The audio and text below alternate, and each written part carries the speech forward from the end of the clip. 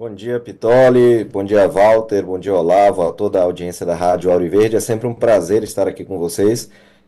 Infelizmente, para relatar mais uma história dessas que a gente já tem acompanhado há 3 anos, do descaso, das ilegalidades, das violações de direitos contra essas pessoas que são vítimas, né, do 8 de janeiro. O Pitoli me convidou para relatar esse caso justamente porque eu enviei uma mensagem para ele explicando o que havia acontecido. Nós temos aí alguns clientes, alguns assistidos ali no estado de Santa Catarina e estamos tendo uma certa dificuldade para que elas possam ser liberadas da tornozeleira eletrônica. O que que aconteceu? Vou contar especificamente esse caso da semana passada. Uma senhora, tá, que foi presa, ficou quase 3 anos de tornozeleira eletrônica, foi condenada, só que a condenação dela foi leve, então não cabe prisão, ela não quis fazer o acordo de não persecução penal, a pena dela foi leve, ela só teria que prestar um serviço, terá que prestar um serviço comunitário, ficar sem rede social, aquelas medidas que a gente já conhece, fazer aquele cursinho da democracia, enfim. Ocorre que a decisão do ministro que determinou que ela iniciasse o cumprimento da pena mandou que a tornozeleira eletrônica fosse retirada imediatamente. E aí ela realizou a audiência admonitória ali no juiz da primeira vara federal de Itajaí. Depois disso, nós entramos em contato com a unidade de monitoramento, isso desde o dia 26 de outubro, essa decisão. Até hoje, ela segue de tornozeleira eletrônica. E nós já contatamos diversas autoridades, já informamos o que está acontecendo, mas ela simplesmente, a decisão simplesmente não é cumprida. Até que no último fim de semana, eu peticionei ao STF que reitere a sua decisão, dizendo que a palavra imediatamente significa que é para tirar já.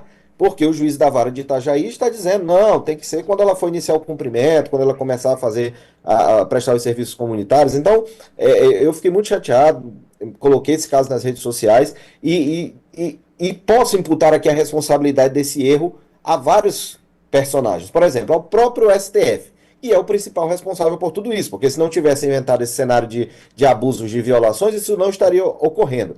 Mas também porque quando eles fizeram a comunicação para o Juízo Federal de Itajaí, na carta de ordem veio dizendo, olha, só é para tirar a tornozeleira quando ela iniciar o cumprimento da pena. Mas na decisão vem dizendo que é para tirar imediatamente. Então ficou uma coisa confusa e o juízo da Vara Federal de Itajaí, na dúvida, mantém de tornozeleira. Quando a decisão chega na unidade de monitoramento, que nós enviamos, olha, tem aqui a decisão para retirar a tornozeleira. Não, mas o STF está dizendo que é para tirar, mas a Vara Federal está dizendo que é para não tirar. Então, na dúvida, não vamos tirar. Então, Pitolha, a nossa revolta é que, na dúvida, sempre o pior resultado é para as pessoas. Então, o que o governo de Santa Catarina poderia ter feito, que foi o alvo da minha manifestação? Cumprir a decisão do STF. Você não vai estar cometendo nada de ilegal, não há problema. Se a vara de Itajaí está dizendo para não tirar e o STF está dizendo para tirar, você tem respaldo. Mas o problema é que, na dúvida, sempre prejudicam as pessoas. Então, esse é o nosso relato, a nossa revolta, tá, sobre essa situação. E nós esperamos que saia o quanto antes essa decisão do STF, reiterando e dizendo que é para tirar essa tornozeleira, porque não faz sentido uma pessoa que já está aí há quase 3 anos sofrendo, continue tendo seus direitos violados. Isso que a gente não tem ideia, né, não tem como mensurar o estrago psicológico causado numa pessoa que é uma inocente, que passa 3 anos de tornozeleira. A gente não tem ideia o que é dormir, acordar com uma tornozeleira, banho com uma tornozeleira, carregar a tornozeleira. A gente não tem ideia. Quem não vive, né, essa prisão, né, com a tornozeleira eletrônica, não tem ideia do que se trata. Agora, antes de passar para o Olavo, doutor Ezequiel, a gente vai tentando entender o tamanho desse cordão do mal que se criou e se formou no Brasil. Porque a gente fica, o ministro Alexandre de Moraes, veja, entendo sim que é o poço da maldade, da perversidade, da crueldade, entretanto, não está sozinho. Eu soube, doutor, né, na última sexta-feira, de um caso que aquela assistente, não sei como é que eu posso classificá-la, do ministro Alexandre de Moraes, né, para prejudicar uma patriota, né, nesse processo do 8, 9 de janeiro, encontrou uma foto de uma brasileira inocente passando o Réveillon num hotel com a camisa da seleção brasileira e atribuiu aquela foto ao 8 de janeiro e por isso a mulher também foi condenada agora a 14 anos e meio de prisão. Ou seja, a gente tem que olhar para esse cordão do mal que se forma e entender o tamanho, a extensão disso. Porque não é só o Alexandre de Moraes, o maldoso, o perverso, o cruel, mas ele tem uma equipe, um gabinete cruel, ele tem já um cordão de puxa-sacos cruéis, maldosos, perversos, que ao invés de olhar para o brasileiro e falar, poxa, essa senhora, 3 anos de tornozeleira, vamos tirar isso dela, depois a gente vê, depois a gente acerta, ela já está tudo ok, o Supremo mandou tirar e tal. Não, eles preferem a manutenção da maldade, doutor. Perfeito, Vitória. A tua observação é a visão perfeita a respeito desse tema. Porque o que nós estamos denunciando aqui, além dos abusos do STF, é como isso tem se espraiado para diversos locais. Não é a primeira vez que isso acontece. Isso já aconteceu em Rondônia, já aconteceu em São Paulo, e aconteceu outro dia aqui em Santa Catarina. Olha só, o rapaz é um senhor, um senhor, tá? Idoso, catador de reciclável, tá? E foi condenado àquela multa lá de 20 salários mínimos e 5 milhões por danos morais. É evidente que ele não tem condição de pagar esse recurso. Aí o promotor da cidade lá de Blumenau simplesmente faz uma manifestação no processo dizendo, olha, se ele não pagar a multa, pode mandar prender. Então, assim, sendo que existe lei, jurisprudência consolidada a respeito de que se a pessoa não tem condição financeira de pagar isso, ela jamais seria presa. Mas você vê como uma pessoa aproveita a oportunidade para humilhar, para abusar de uma pessoa humilde. Mas a gente vai continuar denunciando para não permitir que isso continue acontecendo. Doutor Ezequiel, doutor Olavo aqui tem uma questão para o senhor. Pois não, Olavo? Doutor Ezequiel, bom dia, bom conversar com o senhor. O Vitório fez uma lista das questões que envolvem a tornozeleira, mas tem também a execração pública, né? A reprovação pública de quem está usando a tornozeleira. Se é um criminoso, se é um ladrão, é uma coisa, mas um inocente, enfim, isso tem uma dor amplificada. Doutor Ezequiel, nós vemos julgamentos, nós vemos processos articulados, julgamentos políticos, né? Sempre falamos aqui, qual a diferença de um julgamento comum e um julgamento político? No político você sabe o resultado. Mas me parece que a execução penal também tem um viés político. Pergunto para o senhor, tem luz no fim do túnel? Precisa ter, né? A gente está trabalhando para criar essa luz, né? Seja através de, eventualmente, o próprio STF rever as suas decisões com as revisões criminais, seja através da anistia, seja através de uma nova configuração política na Câmara, no Senado, enfim, a gente precisa continuar insistindo para que haja uma solução. E o que você falou é exatamente, você é um jurista, você sabe a respeito da estigmatização que um processo penal traz, a teoria do processo como pena. Só o fato de você responder a um processo judicial já é doloroso para a pessoa, já é repulsivo para a pessoa. Então, quando dentro desse processo você vai agora partir para a execução penal, que é onde você vai cumprir aquela pena que nem deveria ter sido imposta a si, e você passa a sofrer esse tipo de violação, de ilegalidade, a gente precisa entender isso e tratar essas pessoas como são, que são vítimas, e a solução, infelizmente, é política, né? Um processo que nós gostaríamos muito de ter tratado de forma jurídica, não aconteceu, e agora nós temos que resolver isso politicamente.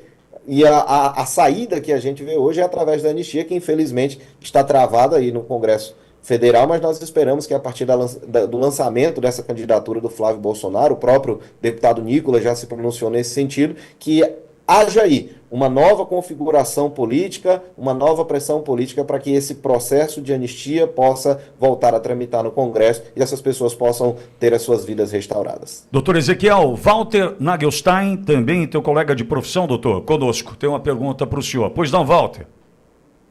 Ezequiel, doutor, bom dia. Sabe que, Pitoli, o Olavo sabe disso também, muitos que estão nos assistindo aí, que têm conhecimento jurídico, né? Existem princípios no direito, né? Entre eles, o doutor Ezequiel estava falando aqui, o indúbio pro réu. Sempre que houver dúvida, a dúvida absolve. A dúvida é sempre para beneficiar o réu. Nós, no caso específico, por isso que está certo o doutor Ezequiel, quando ele fala que a solução, a única, é política, né? Nós temos como resultado da tomada ideológica do judiciário a inversão desse princípio. Sempre a dúvida é contra nós, de tal forma que não é mais o que se diz, é quem diz. Nós tivemos um caso clássico que circula agora nas redes sociais aí de um professor de capoeira, acho que está falando numa oficina dessas de doutrinação, acho que é lá na Bahia, praticando o que a gente chama de racismo reverso, coisa que o STJ consagrou que não existe.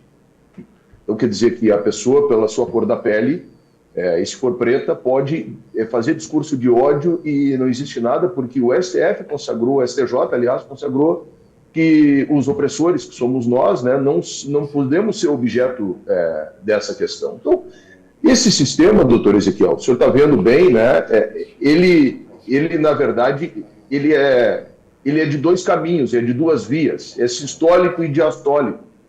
Parece uma palavra complicada isso que eu estou falando, médica, porque eu quero lembrar, existiu na época do regime militar, um grande estrategista do regime, se chamava General Golbery Couto Silva, e ele falava que a história do Brasil era essa, a história de sístoles e diástoles, né, de abrir e fechar. Só que agora, essa história é o seguinte, ela vem de baixo do judiciário e vem de cima, e passa pelo Ministério Público, pelo meio.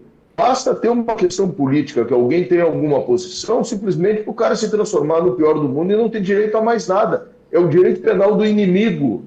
E esse negócio, como disse o Olavo, do cara estar com uma tornozeleira eletrônica, tem esse caráter também, além do caráter do que o doutor Ezequiel falou, do próprio processo em si, como pena para uma pessoa justa, né, padecer disso, sofrer com isso, não dormir bem com isso, saber que tem a espada do Estado em cima da sua cabeça, tem a questão do vexame, né, de andar com uma tornozeleira eletrônica como se fosse um traficante, como se fosse, sei lá, qualquer outro crime grave, e quando na verdade está se tratando de perseguição política. Doutor Ezequiel, a sua sensação como operador do direito, como advogado, em relação ao que se transformou o nosso judiciário e o que o senhor acredita? Eu tenho defendido aqui uma nova Constituição, uma revisão da Constituição de 88. Até os ministros do STF já sabem qual é a saída, porque a medida do ministro Gilmar Mendes semana passada é para tentar blindá-los exatamente disso, porque eles têm medo do impeachment que virá por tudo o que está sendo feito. Qual é a sua visão a respeito do nosso, como operador do direito, do nosso judiciário, do que nós nos transformamos como sistema de justiça? Obrigado, Walter. A sensação que eu tenho, e eu tenho a plena convicção de que não é apenas uma sensação, mas de que é um fato, é de que não existe mais Estado de Direito no Brasil. Quando você pega 2.000 famílias e trata da forma como o Estado brasileiro tem tratado através do Supremo Tribunal Federal, o ministro Alexandre de Moraes, a gente configura aquilo que o doutor acabou de mencionar, que é o direito penal do inimigo, em que aquela pessoa ela é considerada inimiga do Estado e ela não tem direitos, ela não tem prerrogativas, os seus advogados não têm acesso aos autos, que é o nosso caso, nós não podemos fazer a sustentação oral na defesa dos nossos clientes lá no STF. Lá no STF funciona da seguinte maneira: se você é uma empresa milionária ou uma pessoa que tem grandes postos com advogados caros, aí você tem direito a fazer a sustentação oral. Se você é um pobre quebrado, você não tem esse direito, o seu julgamento é no plenário virtual, os ministros vão colocar o voto por escrito lá e a decisão que sair é a que será, independente da quantidade de recursos que você interponha. Então, a nossa sensação é que não há mais Estado de Direito no Brasil.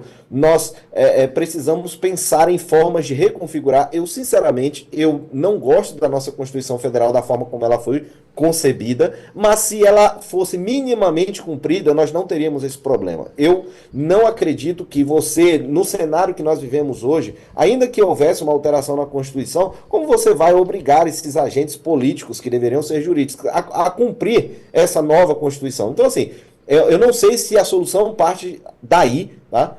Pode ser um dos caminhos a serem seguidos, mas nós precisamos, eu penso, que o primeiro freio de arrumação é restabelecer os sistemas de checks and balances, o sistema de freios e contrapesos, para que os três poderes possam voltar a trabalhar nos seus eixos. O que significa isso? É que o judiciário fiscaliza o executivo, o legislativo fiscaliza o judiciário e assim sucessivamente. Porque se nós tivéssemos um Senado forte, um Senado pujante, que quando visse, por exemplo, o ministro Gilmar Mendes prolatando uma decisão como aquela que ele prolatou na semana passada, abrisse um processo de impeachment imediatamente contra ele, isso não voltaria a acontecer.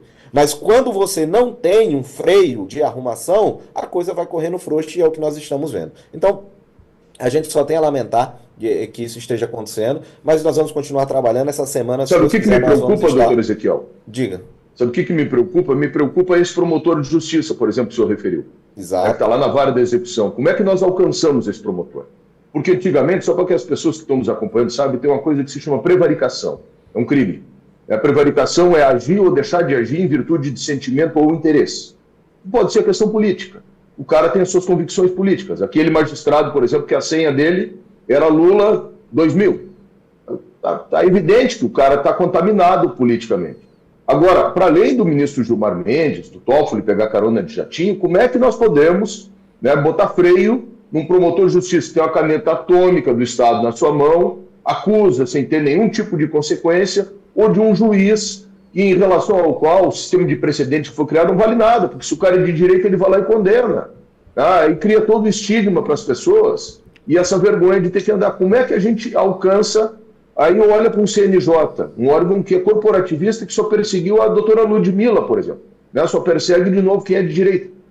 E aí, de novo, eu fico com essa dúvida. Como é que a gente corrige esse estado de coisas que está posto no Brasil? Às vezes parece que, infelizmente, não estou pregando isso, porque senão eu também vou preso agora de tarde já. É uma insurgência geral no nosso país, porque senão não vai se corrigir esse estado de coisas que nós estamos vivendo. Na própria Constituição Federal, a gente tem ali alguns efeitos reflexos, né, que vêm dos entes em nível mais alto da União para os estados e municípios. Então, eu penso que se houvesse um freio de arrumação em relação ao STF, em relação ao Poder Executivo, ao próprio Poder Legislativo, se esses poderes se restabelecessem, talvez esse efeito reflexo chegasse às instâncias inferiores, porque é exatamente isso que está acontecendo. Um promotor lá de Arraial não sei da onde, do fim do mundo, ele só teve o poder de, por exemplo, mandar fechar mercado na pandemia, de se insurgir contra as liberdades das pessoas, porque ele viu o STF fazendo isso, ele viu a PGR fazendo isso e nenhuma medida foi tomada. Então, eu acredito que o Estado foi criado para servir o indivíduo e não o indivíduo para servir o Estado. Então, se nós, como sociedade, nos obrigamos a criar esse ente, que é o Estado, para nos servir, nós não podemos permitir que esse ente que foi criado por nós se torne o nosso dono, o nosso patrão, o nosso tutor.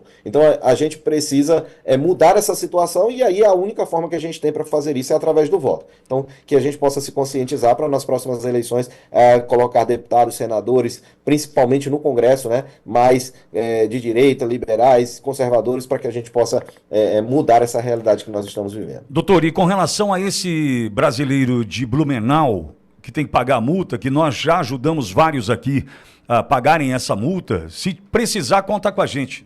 Ninguém vai ficar para trás, não. O que eles querem é ver realmente o caos, né, instaurar o medo, e a gente vai no sentido contrário. A união da audiência da Auriverde faz com que a gente consiga cumprir com os nossos objetivos aqui, e um deles é não deixar ninguém para trás. Pode contar conosco, viu, doutor? Perfeito, Pitoli, a gente sabe muito bem disso, todas as famílias que são vítimas aí do 8 de janeiro sabem muito bem como a Rádio Auriverde tem sido um alento, né, de Deus, vindo de Deus para essas famílias nesse momento tão difícil, então a gente agradece e permanece à disposição. Só queria dar um último recado, Pitoli, talvez essa semana a gente faça um protocolo de uma resposta para a Comissão Interamericana de Direitos Humanos. A gente esteve lá agora no final do mês de novembro, participamos de algumas audiências lá e quando a gente chegou eles cobraram algumas informações no bojo de uma denúncia que foi protocolada ainda em 2024, capitaneada pelo deputado federal Coronel Ulisses, que foi assinado ali por mais de 70 parlamentares. Eles cobraram algumas informações de como estão o andamento dos processos, a respeito do falecimento do Clezão, a respeito daquelas pessoas que foram presas ilegalmente no Acre e no Pará, e a gente passou essas últimas 2 semanas trabalhando em cima disso, um grupo de advogados aí voluntários que estão nos auxiliando, e nós vamos protocolar, possivelmente fazer uma coletiva de imprensa ali no Congresso para mostrar que nós estamos remetendo essa documentação para a Comissão Interamericana de Direitos Humanos, que vai ter uma nova configuração a partir de 2026, inclusive com comissários de direita indicados pelo governo de Donald Trump, e talvez essa pressão da Comissão Interamericana de Direitos Humanos também auxilie politicamente nesses debates que nós estamos tendo aqui a respeito de anistia, anulação de penas e etc. Então, esses trabalhos estão sendo feitos. Então, só uma pergunta, doutor, me perdoe, já que o senhor entrou nesse tema. Houve alguma consequência para alguém em todo esse sistema diante da morte do Clezão? Essa é exatamente a pergunta que veio da Comissão Interamericana de Direitos Humanos. E a nossa resposta é não. Houve uma investigação do Ministério Público do Distrito Federal que concluiu que ninguém foi culpado. Houve uma decisão do STF, um inquérito que foi aberto no STF para investigar esses fatos, e o senhor Alexandre de Moraes disse que nem ele nem ninguém era culpado, inclusive só deu acesso para a família do processo depois que o processo já tinha sido finalizado, para que ninguém questionasse, e agora há uma investigação correndo no Tribunal de Justiça aqui do Distrito Federal, e adivinha qual será o resultado? Eu já imagino, né, que ninguém será culpado. Então, a gente está trabalhando para que venha uma condenação de fora, porque aqui no Brasil, infelizmente, a gente, no momento que nós estamos, é muito difícil que saia algo. E aquela visita, Pittoli, que teve ano passado daquele representante? Nós estivemos com ele semana passada lá na OEA e cobramos ele mais uma vez. Falamos, e aí, doutor, cadê o relatório? Vocês foram na Nicarágua e 2 meses depois o relatório de vocês estava pronto. Por que que o nosso, 9 meses depois, ainda não está? Ele falou, não, é porque aquele cara é petista até por dentro dos olhos. Desculpa. Até por dentro dos olhos. Desculpa, doutor. Perdão.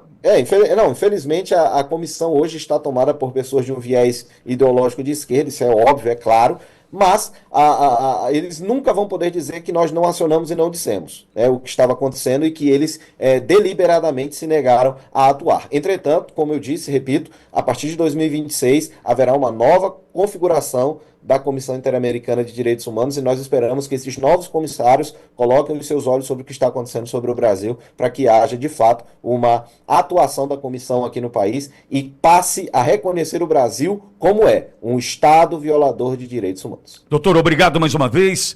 Parabéns pelo trabalho. Abraço à doutora Carolina Siebra, doutora Gabriela Ritter e a todos da ASFAV, doutor. Obrigado, Pittoli. Tenham todos um bom dia. Bom dia, doutor Ezequiel Silveira conosco.